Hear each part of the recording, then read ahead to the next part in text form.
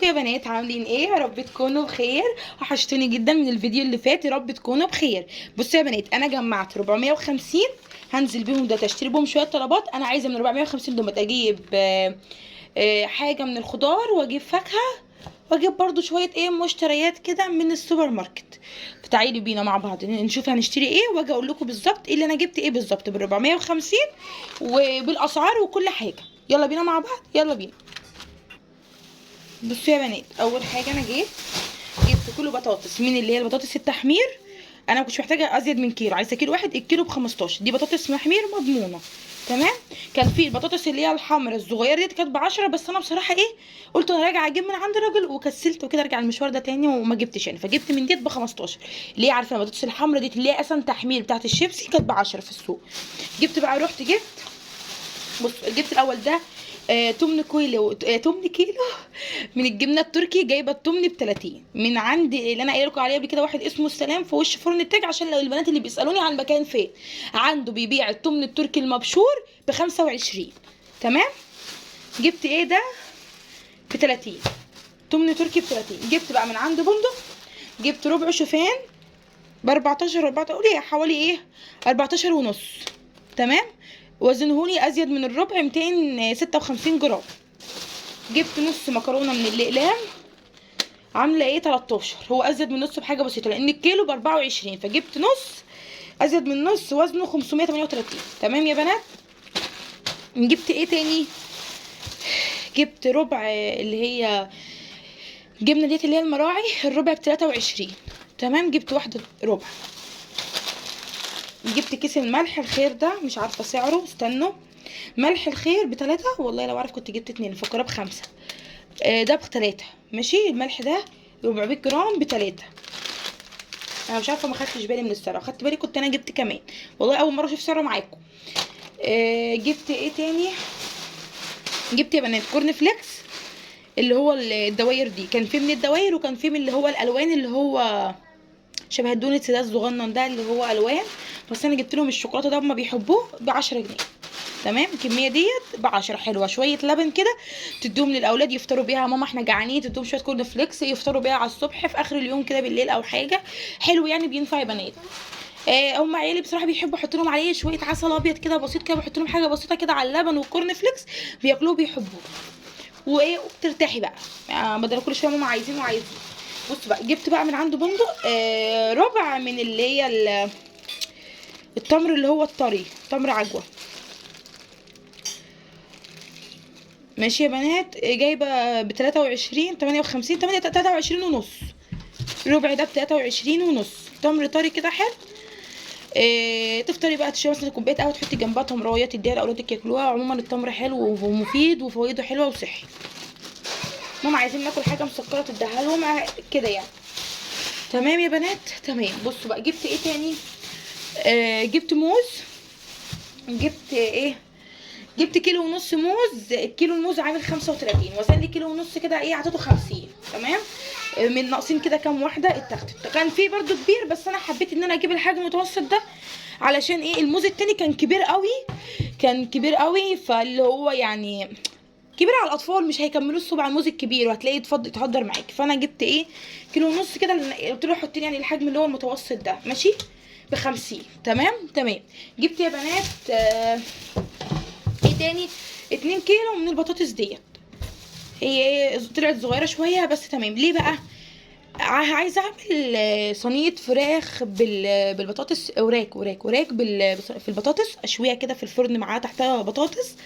فانا كنت بدور على ارخص نوع بطاطس في السوق، منها تكون حلوه او ان هي تكون حمرا، يعني حلوه وتكون حمرا. مش عايزه تحمير، التحمير ب15، وانا مش عايزه تحمير، انا كده كده هدخلها في صينيه في الفرن.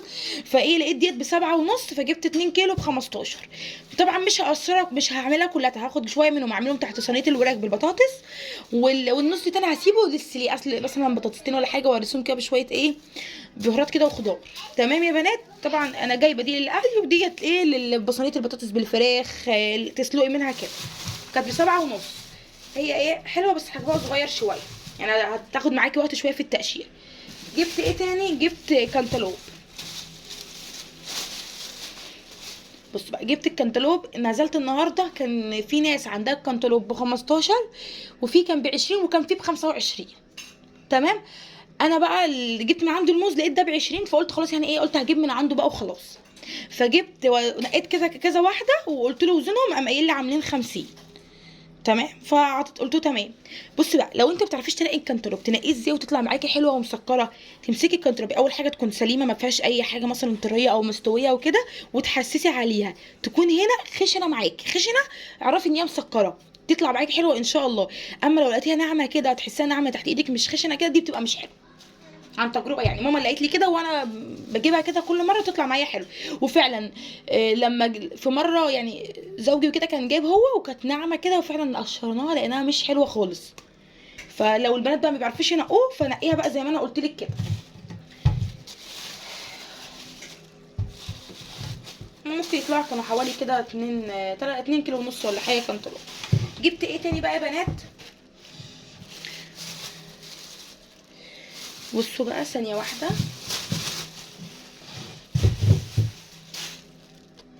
بصوا بقى يا بنات، جبت ايه؟ جبت 2 كيلو من اللبن كامل الدسم، جايبه كيلو اللبن عامل 30. جبت 2 كيلو ب60. هحط واحد دلوقتي اغليه، والكيلو التاني هحطه في الفريزر، يبقى موجود عندي في الفريزر. مش هغليهم الاتنين على بعض بصراحه، عشان مثلا ما يبص او يهضر، لان دايما مثلا مش بس ممكن مثلا مش اللي هو اخد منه اسحب منه كل يوم، فاهمين؟ فمنع ان هو يبوظ. هعمل كيلو، واما عاوز تاني اطلع الكيلو التاني واغليه وكده يبقى عندي.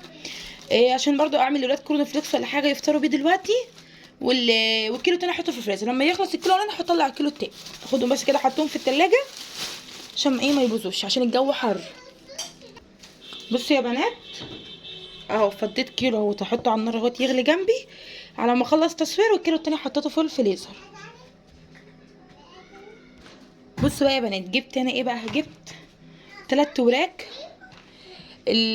بس انا غسلتهم كده عشان انا اتاخرت في التصوير، فطبعا الجو حر فلازم يتغسلوا على طول عشان الفراخ ما تبص معاكي. غسلتها بعد ما اخلص تصوير، اسيبها تتصفى بقى، وبعد كده اتبلها عشان ايه، اشويها بقى. بصوا بقى، انا جبت 3 وراك، سبت ورك سليم كده، الورك ده انا هسلقه، والوراك التانية عشان ما شاء الله الوراك كبيره انا قسمتها كده على 2. تمام تمام. هديها شطفه كمان واسيبها تتصفى كويس. انا خلاص كنت عملت لها محلول، بس عايزه اديها شطفه حلوه واسيبها تتصفى، بس انا قلت ايه اصور لكم بس واخلص التصوير، وبعد كده ايه اسيبها تتصفى واتبلها. جايبه ال3 وراك دول، اللي وراك الكيلو اللي وراك عامل 76. 76 كيلو اللي وراك. وزن لي ال3 وراك، وعشان اللي وراك كبيره كانوا عاملين 115 بالظبط، قال لي عاملين 115، قلت له تمام. كانت برضو البانيه عنده بتاع الفراخ، كان البانيه كيلو ب200، سواء صدور او بانيه تاخديه ايه اللي هو متقطع معاكي جاهز. جبت 3 وراك زي ما قلت لكم، هشوي 2 وواحد هسلقه طبعا، عشان مش هيتعملوا نفس يعني عشان يعني جوزي تعبان وكده، فممنوع من اللي هو ياكل حاجه فيها بهارات والكلام من ده، فانا هسلقه له وكده. فكده انا كده كل دي مشتريات يا بنات. فيا رب تكونوا استفدتوا وخدتوا خلفيه عن الاسعار.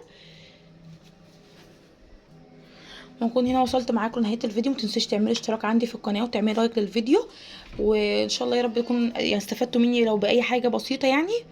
و متنسوش تكتبوا لي كومنت حلو يا بنات، وبحبكم في الله. اشوفكم في فيديو جديد. سلام عليكم.